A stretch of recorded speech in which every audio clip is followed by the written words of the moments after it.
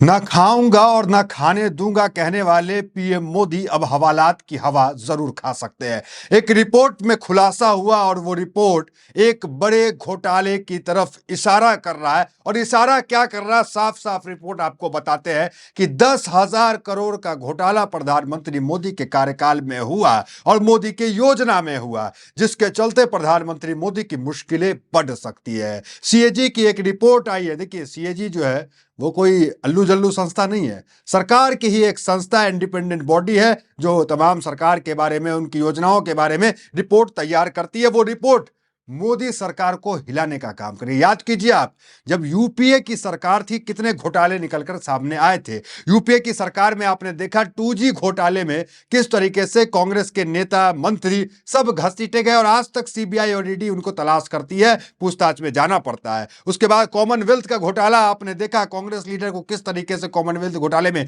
Jail तक हुई। चारा घोटाला में लालू प्रसाद यादव की राजनीतिक करियर तो खत्म हो गई, कई सालों साल जेल में रहे और अभी फिलहाल बेल पे बाहर है। यूपीए सरकार में आपने देखा नेशनल हेराल्ड के केस में राहुल गांधी से लेकर सोनिया गांधी अब तक कोर्ट का और सीबीआई का चक्कर लगा रही है। ठीक वही पैटर्न पे प्रधानमंत्री मोदी चले आए और मोदी के नाम पे एक बड़ा घोटाला निकल के सामने आ गया। और घोटाला कोई 5 करोड़ 10 करोड़ का नहीं, 10,000 करोड़ का घोटाला मोदी सरकार में आ गया। देखिए, पीएम कौशल योजना घोटाला एक बड़ा घोटाला निकल के सामने आया। कांग्रेस ने इस पे प्रेस कॉन्फ्रेंस करने का काम किया। याद है आपको, स्किल इंडिया कहा गया था, स्किल इंडिया, और उस पे प्रधानमंत्री मोदी ने कहा था कि हर साल 2 करोड़ युवाओं को रोजगार मिलेगा।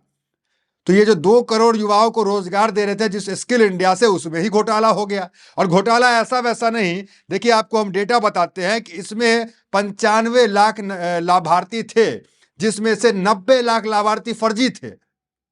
मतलब मोदी सरकार ने दिल्ली से 10,000 करोड़ रुपया भेजा, 10,000 रुपया कहां गया? 90% जो 10,000 रुपया गया वो फर्जी तरीके से फर्जी लोगों के पास चला गया। किनके लोग थे, क्या थे, कुछ पता नहीं। एक एक करके इसकी परतें खोलते हैं तो 2,000 करोड़ का जो दम भरती थी मोदी सरकार, उसको लेकर घोटाला सामने आ गया। 95 लाख लाभार्थी में 90 लाख लाभार्थी फर्जी निकले, जिनका ईमेल आईडी सेम है, जिनका एड्रेस सेम है, नाम कुछ से कुछ है। और जो सेंटर को पैसा मोदी सरकार देती थी वो सेंटर जो है धरती पे था ही नहीं। तो पूरा मामला क्या है, जरा आपको हम वो दिखाते हैं। हेडलाइंस देखिए आप, क्या हेडलाइंस चल रहा है, जरा सा वो देख लीजिए।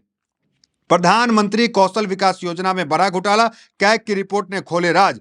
अब कांग्रेस इस पे क्या करी, आपको अब वो बताने का काम करेंगे। देखिए, एक सरकार की स्कीम था पीएम कौशल विकास योजना करके, PMKVY। हाल ही में उसका एक सीएजी का रिपोर्ट आया 2015 से लेकर 2022 तक का जो PMKVY का जो परफॉर्मेंस रहा है उसके ऊपर। जब 2014 में प्रधानमंत्री मोदी जी ने शुरू किया था एक स्किल इंडिया मिशन के तौर पर, ये 7 साल में करीबन 10,000 करोड़ इन्होंने बांटा है। इसमें 14,000 करोड़ का स्कीम था, उसमें 10,000 करोड़ स्पेंड किया है, खर्च किया है इस पे। और 94.53 बेनिफिशियरीज की बैंक अकाउंट के जो डिटेल्स है वो फेक निकला है। ये हम नहीं कह रहे, सीएजी का रिपोर्ट कह रहा है।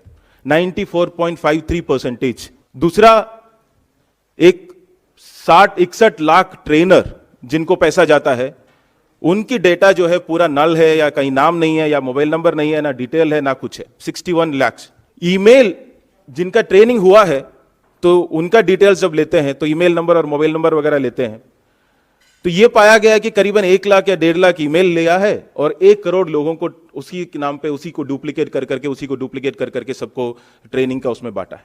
कांग्रेस नेता ने प्रेस कॉन्फ्रेंस करके कहा कि जितने भी उन्होंने स्किल इंडिया को लेकर खोला था सेंटर, सब सेंटर जो है लगभग उसमें फर्जी सेंटर थे। अगर सेंटर की तस्वीर आपको मैं भी दिखाऊं तो आप सेंटर देखिए, यह है बैच आईडी 94585 कटनल मध्य प्रदेश। इस आदमी की तस्वीर देखिए और सेम तस्वीर दूसरे बैच आईडी से मध्य प्रदेश की दिखाकर दे दिया गया। मतलब एक ही तस्वीर को अलग अलग सेंटर में अलग अलग ट्रेनिंग, इसमें एक ही तस्वीर को इस्तेमाल किया गया। तो एक बड़ा घोटाला यहाँ पे आप देख सकते हैं। बैच आईडी अलग अलग है, आदमी वही है, अलग अलग सेंटर में बैठा हुआ। तो कितना बड़ा घोटाला मोदी सरकार में हो, इससे आप समझ सकते हैं। कांग्रेस ने इस पर प्रेस कॉन्फ्रेंस की। पहले तो कांग्रेस की इस प्रेस कॉन्फ्रेंस को सुने, फिर आगे आपको बताते हैं कि क्या क्या गड़बड़ी निकली है। आप जानते हैं हमारे देश में एक कानून है, अगर घोटाले की जांच हो जाए, अगर कोई दोषी पाए तो वो प्रधानमंत्री हो, सांसद हो, विधायक हो, उसकी सांसद सदस्यता चली जाती है।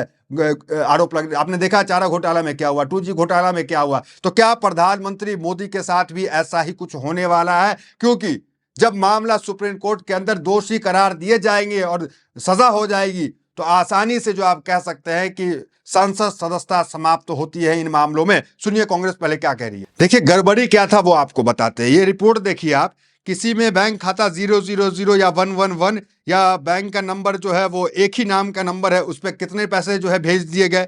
दूसरा है abc@gmail.com, 123@gmail.com, मतलब 1 करोड़ ईमेल आईडी जो है वो सेम था, जिसपे जो है 10,000 करोड़ रुपया जो छोटे छोटी किस्तों में गया। तो 1 करोड़ ईमेल आईडी सेम, सोचिए कभी भी ये पॉसिबल है कि 1 करोड़ ईमेल आईडी सेम हो जाए।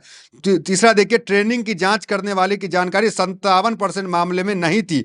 कई ट्रेनिंग सेंटर बंद पाए गए लेकिन पैसे जारी हो गए। कुल सर्टिफिकेट युवाओं में 41% को नौकरी मिली। तो कुल मिलाकर के ना ट्रेनिंग हो रहा था, कुछ भी नहीं हो रहा था, सेंटर बंद था। और एक सेंटर की तस्वीर हमने मध्य प्रदेश की आपको दिखाई, अलग अलग सेंटर में एक ही आदमी है और उसी की तस्वीर जो है वो सोशल मीडिया पे डाल दिया गया कि भाई ट्रेनिंग चल रहा है।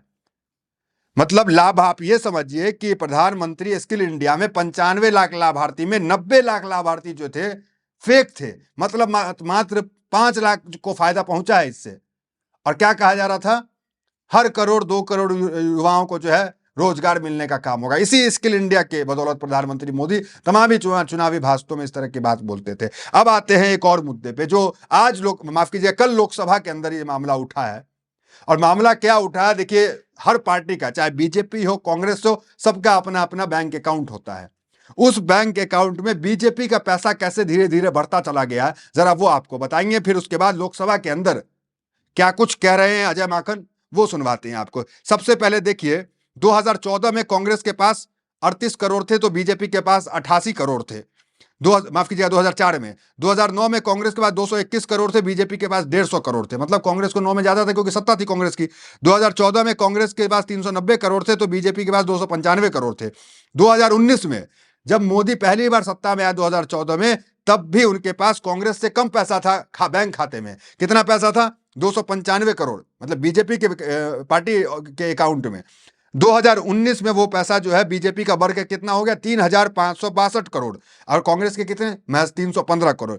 और 2024 में बीजेपी के बैंक अकाउंट में 10,107 करोड़ रुपया हो गया। सोचिए आप, 10,107 करोड़ रुपया बीजेपी के पार्टी फंड में आ गया, बैंक अकाउंट में आया। वही कांग्रेस के पास महज 133 करोड़। तो इसी मुद्दे को जो है कांग्रेस ने उठाया कि इतना ज्यादा 90% 95% जो है पैसा कैसे बढ़ गया है 3 साल 2 साल में। कौन चंदा दे दिया आपको इतना कि 10,000 करोड़ रुपया आ गया और कांग्रेस के पास महज 133 करोड़, जो देश की विपक्षी है, जिसके पास लीडर ऑपोजिशन है जो जिस पार्टी का। तो कैसे एक सत्ता से जो कोई अपोजिशन लड़ सकता है जिसके पास 10,000 करोड़ हो या जिसके पास महज जो है 133 करोड़ हो। तो इसी मुद्दे को उठाया गया। क्या ये लोकतंत्र, ये जो कहा जाता है कि सबसे बड़ा देश का हमारा लोकतंत्र है, क्या लोकतंत्र में इस तरह की लड़ाई हो पाएगी कि एक तरफ जहां बीजेपी के पास 10,107 करोड़ रुपया है और अपोजिशन जिसको लड़ना है सड़क पे उसके खिलाफ, और उसके पास महज 133 करोड़ है। तो लड़ाई तो अपोजिशन यही हार गया। तो इतने पैसे कहां से आ रहे हैं बीजेपी के पास, ये सवाल तो बनता है।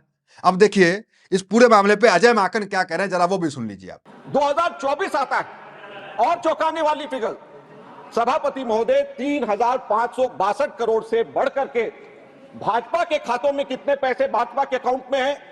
10,107 करोड़ रुपया, 10,107 करोड़ रुपया। और कांग्रेस के 133 करोड़ रुपया।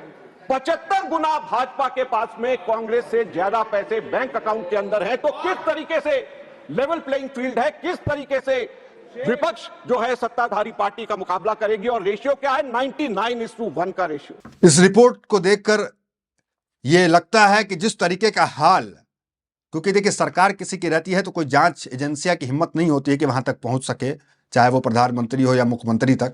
लेकिन सत्ता जाने के बाद कोई रिपोर्ट का खुलासा होता है, सत्ता जाने के बाद किसी पे जांच बैठती है। अगर सत्ता गई तो क्या वही हाल होगा जो लालू प्रसाद यादव का हुआ चारा घोटाला में? क्या वही हाल होगा जो नेशनल हेराल्ड केस के अंदर राहुल गांधी और सोनिया गांधी का अभी हो रहा है कि बार बार सीबीआई, ईडी, इनकम टैक्स जब चाहे पूछताछ के लिए 9 घंटे 12 घंटे बिठा लेते हैं? कॉमनवेल्थ गेम में हमने देखा, कांग्रेस लीडर का 2G स्पेक्ट्रम में हमने देखा ए राजा को क्या हाल हुआ। तो क्या वही प्रधानमंत्री मोदी का होने वाला है? ठीक, अभी नहीं हो, सत्ता जाने के बाद हो। तो क्या कहिएगा, जो सरकार कहती थी ना खाने दूंगा, ना खाऊंगा, ना खाने दूंगा, ये 10,000 करोड़ आखिर किसने खाया? जमीन निगल गई या आसमान ने खा लिया? कमेंट करके इस रिपोर्ट को बताइएगा और अपनी राय दीजिएगा, और ज्यादा से ज्यादा इस वीडियो को शेयर कीजिएगा कि देश की जनता जाने कि मौजूदा सरकार इस 10,000 करोड़ का जवाब दे। बहुत धन्यवाद।